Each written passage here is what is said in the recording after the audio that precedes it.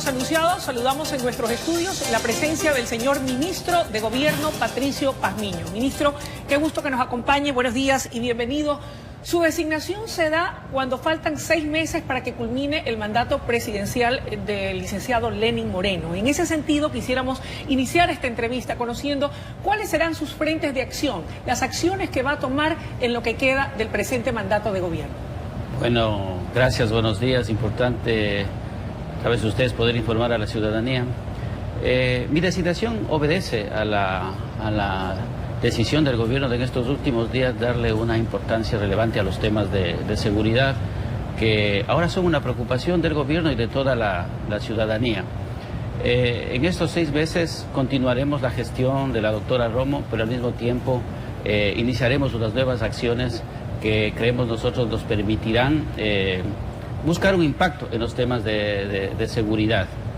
Por un lado, vamos a continuar con el tema de los convenios que hicimos con municipios, pero en este caso dándole una complementariedad que es la activación de los consejos provinciales de seguridad ciudadana. ¿Esto qué quiere decir? Esto quiere decir que damos una mirada integral al problema, porque el problema no solamente es policial, sino convocar a todos los actores de las diferentes provincias de la sociedad en el análisis de los problemas y en la búsqueda de las soluciones. En ese sentido tenemos ahora uno de los tantos que se han hecho acá en la ciudad de Guayaquil. A propósito de ello, entendemos que el día de hoy el Comité de Seguridad Nacional se reunirá precisamente en el puerto principal con usted a la cabeza y por supuesto de la mano de la primera autoridad de la provincia y también de la ciudad, la doctora Cintia Viteri y el gobernador Boris Chonillo. ¿Cuál es la agenda para hoy y qué impacto o qué lleva implícito la decisión de que parte del alto mando policial trabaje y haga base aquí en el puerto principal? El comité es un comité cantonal, por así decirlo, o un comité de la zona 8, pero básicamente con énfasis de los 3 cantones que tiene que ver la zona 8. En este vamos a hacer un diagnóstico en base de las cifras que lleva la Policía Nacional para establecer causas, efectos. Sobre la base de este conocimiento, establecer estrategias en 2 acciones. Una en la reducción de la violencia, que básicamente la combatiremos con inteligencia policial, y otra en el impacto del delito mediante la prevención, la disuasión y la reacción, que básicamente lo haremos con la policía preventiva, y ahí sumaremos a los otros actores. Ahora, ministro, de acuerdo a su experiencia, porque usted ha tenido pues toda una vida en la Policía Nacional y de lo que usted ha podido vislumbrar, ¿qué es lo que está pasando en Guayaquil, donde a ratos los que vivimos en esta ciudad nos sentimos en total indefensión pese a los esfuerzos desplegados por la Policía Nacional? ¿Cuál es la razón, el origen, la generatriz del problema? Yo voy a comenzar por la parte que usted dice, pese al esfuerzo de la policía. Así es. Ustedes son testigos del día a día del trabajo de la policía, ustedes son testigos del esfuerzo de la policía y podemos presentar algunas cifras que así lo demuestran en cuanto a este sentido. Entonces, eso justamente nos lleva al abordaje integral del problema.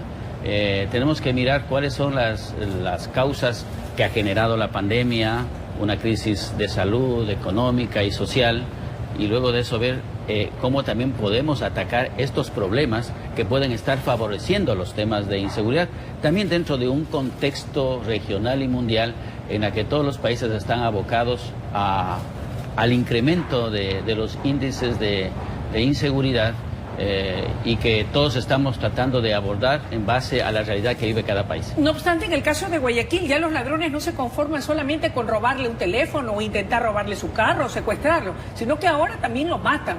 En ese sentido, como usted bien lo señalaba, ministro, caben soluciones integrales. Y yo me pregunto, ¿cabe también a la par un saneamiento del tema de la rehabilitación social, por un lado, o de aunar esfuerzos con la Policía Internacional también o regional para poder hacer más fuerza en el control de migrantes o en el lavado de activos, o me equivoco?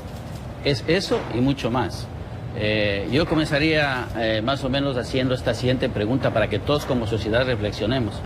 ¿Por qué en nuestra sociedad y en las sociedades actualmente estamos teniendo menos buenos ciudadanos, ¿no es cierto? Y gente que está más predispuesta a vivir en la ilegalidad o en la irregularidad. o irregularidad. Y ahí es donde hay una teoría que se llama de los propensos y de los expuestos. Los propensos a vivir en este mundo del delito y los expuestos a ser parte de este accionar de la delincuencia. Entonces tenemos que trabajar en las causas sociales para minimizarlas, y ahí es donde comienza este tipo de visión integral de la seguridad. Tenemos que analizar cómo está afectando el tema del empleo, las migraciones, etcétera, etcétera, para ir buscando causas generales. Hay bandas extranjeras. ¿Es verdad que todos estos golpes que se dan a entidades financieras, esa inseguridad que se siente, son comandados desde las cárceles del país? Eso, más las bandas que son de carácter transnacional. El crimen es de origen transnacional, especialmente aquellos que cometen el delito de tipo complejo, llámese narcotráfico, llámese tráfico de armas, llámese secuestro de personas, pero al mismo tiempo hay estructuras nacionales y locales que operan, ¿no? ¿Las tienen identificadas sí. ya?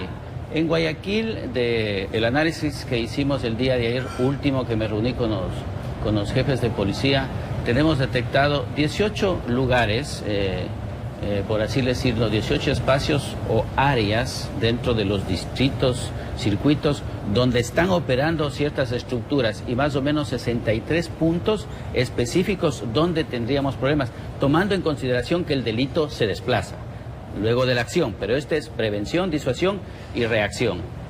Las causas de la inseguridad hay que combatirlas desde el punto de vista con inteligencia, y desde los otros actores, desde sus competencias, a enfocar las causas sociales. Hablando de este tema puntual, el caso del señor Heriberto Glass Espinel y el caso del asesinato del colega periodista, comentarista deportivo Roberto Oña, ¿hay novedades, ministro? Bueno, los dos casos, afortunadamente por la actuación de la policía, en un tiempo bastante bueno, han sido esclarecidos. En un caso del señor Espinel, se determina que fue un secuestro extorsivo, se lo liberó, se logró la captura de 6 personas, las evidencias del cometimiento del delito, y en el otro caso aparentemente es una acción de delincuencia común por el robo de un celular, y es justamente lo que usted decía, lo que llama la atención ahora, que esta delincuencia de tipo común también está elevando sus niveles de violencia. ¿Qué tiempo se ha dado de plazo la Policía Nacional para recuperar el control de Guayaquil, que es una de las ciudades más afectadas por el tema de la delincuencia y la criminalidad? No tenemos plazo, ojalá lo pudiéramos hacer en la siguiente media hora. Es inmediatamente, por eso estamos generando una serie de acciones operativas, como el incremento de un personal para fortalecer las operaciones. Siempre es una estrategia que termina siendo cíclica, pero hay que hacerlo. La última, acuérdese usted que fue antes de la pandemia. Nos enfocamos, el comité, tomamos acciones que tuvieron un impacto. Luego el escenario cambió, porque ese es el escenario de la seguridad, los escenarios difusos con los que trabajamos. Y luego de la pandemia nuevamente estamos enfrentando un tercer escenario. ¿Ameritaría pedir el apoyo de las Fuerzas Armadas? El apoyo de Fuerzas Armadas y de todas las instituciones, de todos los actores sociales que estén dispuestos a trabajar por Guayaquil. ¿Cuándo estarían ellos en las calles dando el respaldo contingente a la Policía Nacional? No hemos parado los controles CAME que hace Fuerzas Armadas, los están haciendo. Ahora, luego del comité que tengamos, si salen nuevas acciones que se puedan coordinar, seguramente se harán estos refuerzos, pero la coordinación que tenemos con Fuerzas Armadas para el control de armas es permanente. La investigación en el caso ISPOL y el desfalco al Instituto de Seguridad Social de la Policía Nacional, ¿cuándo dará resultados y cuándo se logrará la recuperación del dinero? Bueno, hay 10 indagaciones previas abiertas. Estamos a punto de presentar unos nuevos elementos a Fiscalía respecto de la gran operación SWAP. Estamos también a la espera de recibir información de algunas instituciones a las que se les ha considerado. Yo tengo esperanza, especialmente en algunos casos, que podamos dar con el dinero y que podamos contar con la colaboración de todas las instituciones para hacer que esos dineros se recuperen. ¿En qué tiempo se podría recuperar? No le puedo dar dinero porque no le puedo dar tiempo porque no depende únicamente del ministro, no depende únicamente de la policía ni del instituto, depende que hay varias instituciones que pueden generar acciones en este sentido. Y para finalizar, ministro, la Asamblea Nacional logró poder hacer el análisis en primer debate de la ley anticorrupción, que ha sido uno de los condicionamientos del Fondo Monetario Internacional para el desembolso en este mes de diciembre de $2 millones más de lo que se ha comprometido para poder ayudar a la reactivación de la economía del país. Escuchaba algunas declaraciones de varios de los asambleístas y las contraponía con el ofrecimiento que hizo el presidente Lenín Moreno, incluso en campaña, antes de tomar posesión del gobierno, que haría una cirugía mayor a la corrupción. Hasta el momento, y usted fue viceministro de gobierno, ¿usted cree que el gobierno ha cumplido? ¿Cuánto se ha logrado en materia del combate a la corrupción?